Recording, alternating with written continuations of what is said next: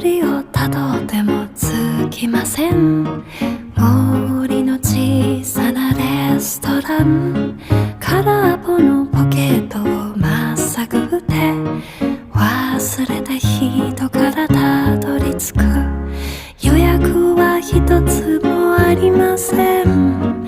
森の小さなレストラン、空席だらけのランチ時、小鳥がパタパタ笑ってる。